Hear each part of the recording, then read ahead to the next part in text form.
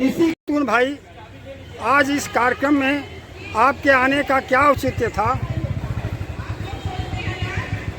आज़ादी मिले हुए 75 साल हो गया और सूत्र रूप में प्रधानमंत्री अमृत वर्ष अमृत काल इन तमाम जुमलों का प्रयोग कर रहे हैं और दूसरी तरफ इनकी सरकारें, इनके दल की सरकारें आज़ादी के 75 साल बाद कितनी शर्मनाक बात है कि जो प्राथमिक शिक्षा का जो एक कर्तव्य है, जो एक संवैधानिक जिम्मेदारी है, क्योंकि डॉक्टर आम्बेडकर ने कोई अलग से शिक्षा का कानून नहीं, संविधान में इस बात को लिख दिया कि 14 वर्ष तक के सभी बच्चों को मुफ्त एवं अनिवार्य शिक्षा दी जाएगी। इसका क्या मतलब हुआ? अगर ये सरकारी स्कूल नहीं चलेंगे तो कहाँ दी जाएगी? वो जो बड़े बड़े शिक्षा माफिया, मंत्री, नेता जो प्राइवेट स्कूल चला रहे हैं, जो शुद्ध रूप से व्यवसाय के नज़रिए से चला रहे हैं, वो रहेंगे और वहाँ गरीब का बच्चा नहीं पढ़ पाएगा। तो ये स्थिति आज़ादी के 75 साल बाद है। ये कितनी शर्मनाक बात है। अब तक पूरी की पूरी साक्षरता हो जानी चाहिए थी, शिक्षा हो जानी चाहिए थी, और अब जो कदम उठा रहे हैं साफ दिखाई दे रहा है कि जो सबसे कमज़ोर तबका है, दलित, और दलित में भी दलित बच्चियां, वो सबसे पहले वंचित होंगी। क्योंकि जब एक स्कूल बंद किया जाएगा और मर्जर उसका कर दिया जाएगा 3 किलोमीटर दूर, तो मेरा मानना है कि गरीब अपने बच्ची को वहाँ नहीं भेज पाएगा। जबकि ये नियम बना हुआ था कि 1 किलोमीटर के अंदर स्कूल होना चाहिए, और ऐसे तमाम उदाहरण हैं, तेलंगाना के हैं, तमिलनाडु के हैं, जहाँ 2 बच्चे पढ़ रहे हैं और स्कूल चल रहा है। ये होता है। पूरे दुनिया के पैमाने पे शिक्षा का ये महत्व है। जापान में एक गांव में 1 बच्ची पढ़ती है और एक ट्रेन, रेलगाड़ी उस स्टेशन तक जाती है, क्योंकि वहाँ पर वो स्कूल है और ये बच्ची पढ़ने के लिए आती है। शिक्षा का ये महत्व होना चाहिए। और ठीक उससे विपरीत दिशा में जा कर के ये सीधी बात है कि आम लोगों को उससे वंचित करके दोनों चीज़ें एक साथ नहीं चल सकती। इसीलिए उन्होंने तय किया कि नहीं, हम सरकारी जो पूरी शिक्षा की व्यवस्था है उसको चौपट करेंगे, नष्ट करेंगे, और प्राइमरी से लेकर के विश्वविद्यालय तक की शिक्षा को। अंत में यही हम कहना चाहेंगे, आज प्रेमचंद जी की जयंती है और उन्होंने बड़े साफ शब्दों में इस बात को कहा कि भारत जैसे देश के लिए शिक्षा का महत्व फौज से कम नहीं है, आर्मी से कम नहीं है, सेना से कम नहीं है। इसलिए विश्वविद्यालय तक की शिक्षा जो भी प्राप्त करना चाहे उसको मुफ्त में उपलब्ध होना चाहिए। ये प्रेमचंद इतना पहले कह के गए, तो यही हमें कहना था। ये उत्तर प्रदेश में इसकी शुरुआत हो चुकी है। अगर नहीं समझ में आएगा तो इसका खामियाजा बहुत जल्दी भुगतना पड़ेगा आदित्यनाथ की सरकार को। धन्यवाद। मेरा नाम मुनीज़ा रफ़ी खान है। मैं गांधी विद्या संस्थान से जुड़ी हूँ, वहाँ रजिस्ट्रार रही हूँ। मुस्लिम महिलाओं पर मैंने अध्ययन किया है, दलितों पर अध्ययन किया है, और अभी मैं citizen for justice and peace की कोऑर्डिनेटर हूँ, जो हम लोग स्कूलों में ही काम करते हैं, बच्चों को पढ़ाने का और उनके अंदर एक अल्टरनेट एजुकेशन का काम कर रहे हैं। और जैसा कि अभी हम लोग देख रहे हैं कि सरकार ने जिस तरह से स्कूलों को बंद किया, ये सीधे सीधे एक हमला है, ख़ास करके हम देखें तो महिलाओं पर, बच्चियों पर। क्योंकि हम देखते हैं कि बच्चियों को स्कूल वैसे भी बहुत कम भेजा जाता है, और अगर पास में स्कूल है तो माँ बाप भेज देते हैं कि चलो पास में चली जाओ। लेकिन अब जब ये स्कूल बंद करके और दूर ले जा रहे हैं, तो वहाँ पर सबसे पहला तो जो रोका जाएगा वो बच्चियों को ही रोका जाएगा। वो शिक्षा से वंचित हो जाएंगी। और वंचित कौन होगा? ये दलित समाज, ओबीसी समाज, जो पिछड़ा समाज है, अल्पसंख्यक समाज, ये पीछे रहेगा। तो ये जो फैसला आया है ये संविधान विरोधी है। संविधान कहता है कि 14 साल तक के बच्चों को आप फ्री में पढ़ाइए, आप उसके पास में स्कूल रखिए, लेकिन ये सरकार जो है बिल्कुल संविधान विरोधी है, जिसको ये खुद प्रूव कर रही है। तो हमें इसका विरोध करना चाहिए, क्योंकि ये आधी आबादी जो हमारी है वो पूरी पीछे हो जाएगी इसके आने से।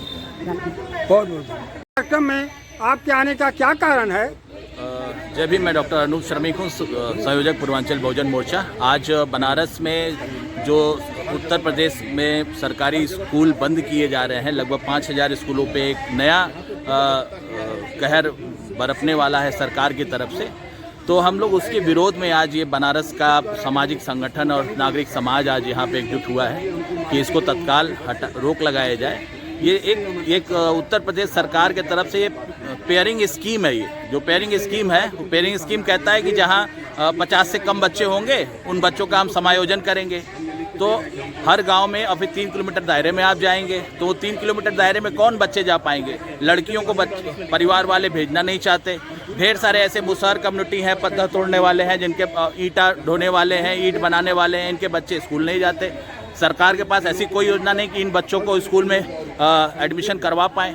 तो आप एक तो पहली बात कि 3 किलोमीटर का दायरा करके बच्चों को, ऐसा उदाहरण आया है जितने स्कूल बंद हुए हैं पेयरिंग स्कीम के तहत, ऐसे ढेर सारे उदाहरण आए हैं जहां 40 बच्चे थे जो समायोजित किए गए, वहां 2 ही बच्चा पहुंच पाया, 4 ही बच्चा पहुंच पाया, और सरकार उस पर से झूठ पे झूठ कि हम ट्रांसपोर्ट की सुविधा देंगे, ऐसा अभी तक दे नहीं पाया। तो आपको बताऊं 2015-16 में उत्तर प्रदेश में लगभग 1,92,000 विद्यालय थे, जो कि आज की तारीख में घट के 1,40,000 के आसपास रह गए। इट मीन्स उत्तर प्रदेश में 22,000 विद्यालयों को ऑलरेडी बंद कर दिया गया है। तो 22,000 विद्यालय वो बंद कर दिया गया, 5,000 नए का आप समायोजन की बात कर रहे हैं। तो इसमें 3 चीज़ें निकल के आएंगी। जिस तरह सरकार परिवहन को धीरे धीरे ख़त्म करके फिर वॉल्वो चलाने का प्रक्रिया है कारपोरेट का, जिस तरह रेल को आप देखेंगे कि रेल में जो लोकल ट्रेनें थी उनको कम करते हुए प्राइवेट ट्रेनों का इस तरह का वो चलन हुआ। किस तरह इंडियन एयरलाइंस का प्राइवेटाइजेशन शुरू हुआ, सरकार प्राइवेट हाथों में दे दी, और आज के तारीख में आप इंडियन एयरलाइंस का हालत देख लीजिए, किस तरह कभी कुछ खराबी हो जाती है। तो भारत के जितने इस तरह के उपक्रम हैं, हमारे बुनियादी आवश्यकता की चीज़ें, सरकार उन सबको प्राइवेट सेक्टर में देने के ओर बढ़ रही है। पिछले 1 दशक में भारत में लगभग 1 लाख विद्यालय बंद हो चुके हैं। 1 लाख विद्यालय का मतलब होता है कि अगर एक विद्यालय में 100 बच्चा भी मान लें तो लगभग 1 करोड़ बच्चे शिक्षा से वंचित हैं। पहली बात ये है। वहीं 1 करोड़ बच्चों को पढ़ाने के लिए कम से कम 7 से 8 लाख अध्यापक होते थे।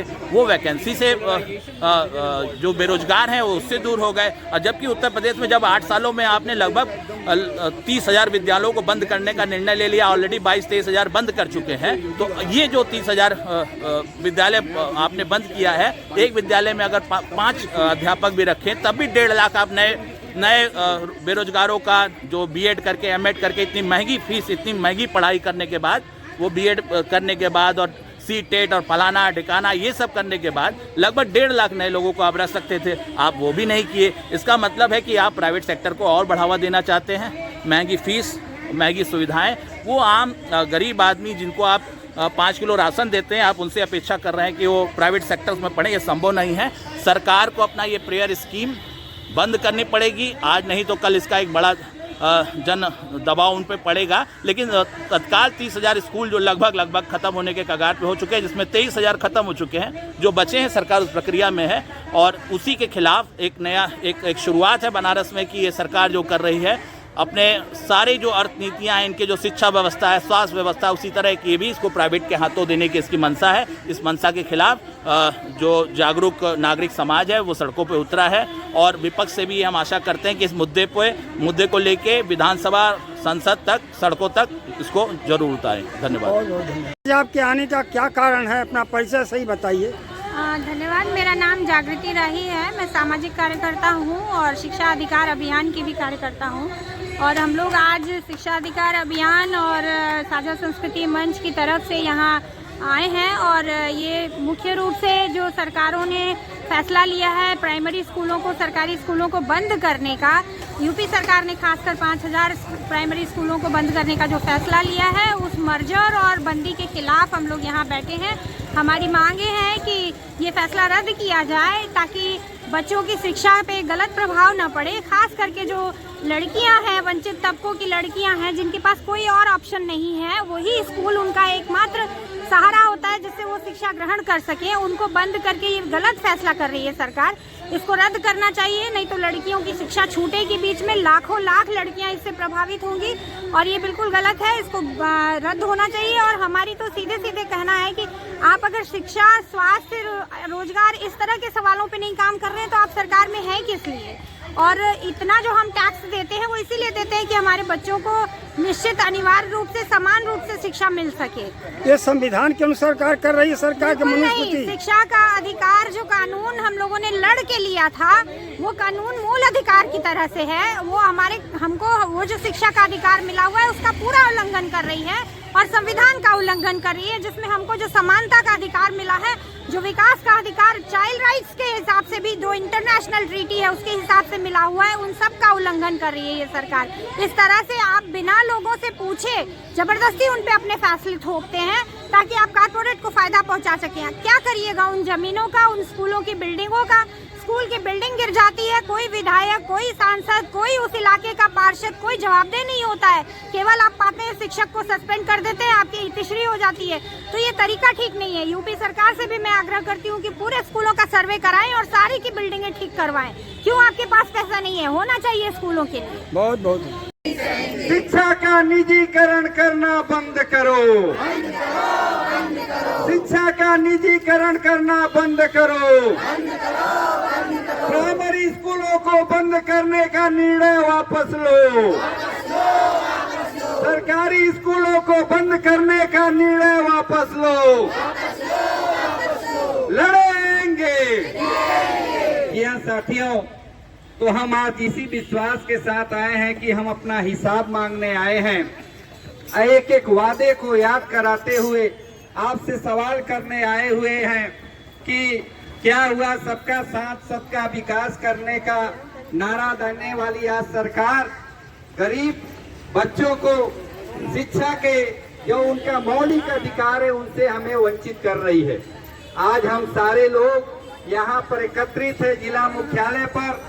इसको समर्थन देने के लिए बनारस के तमाम संगठन के साथी यहाँ पर आए हैं। हमारे बीच में दिल्ली से चल करके आए प्रवीण भाई हैं, जो कि संविधान को जो मूल अधिकार है जन जन तक पहुँचाने का काम करते हैं। वॉइस ऑफ पीपुल अभियान के साथ जुड़े हुए हम आपका भी स्वागत करते हैं। हम स्वागत करते हैं एक समान शिक्षा अधिकार अभियान के साथ जुड़े हुए जन आंदोलनों के साथ जुड़े हुए बड़े भाई अफलातून भाई जी का हम आपका भी स्वागत करते हैं। हम लोग के बीच में चंदौली से चल करके आए एक रिटायर्ड शिक्षक जो हर रोज झंडा तिरंगा लेकर के संविधान को बचाने की बात करते हैं।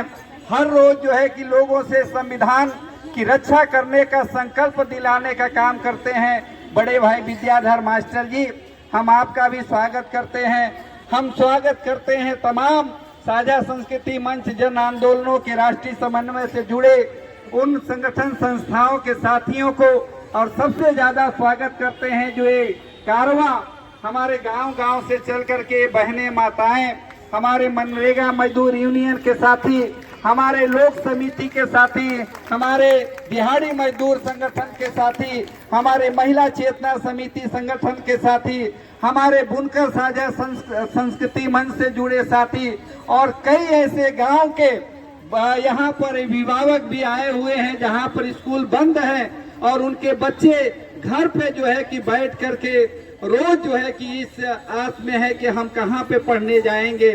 वो लोग भी अपनी पीड़ा को लेकर के आए हैं, तो हम सभी का स्वागत करते हैं। मैं जल्दी से सोनी के से निवेदन करता हूं कि जो भी दरी है फटाफट ले आइए, यहाँ बिछा दीजिए, लोग यहाँ पर बैठ जाएं, हम सभा को शुरू करें।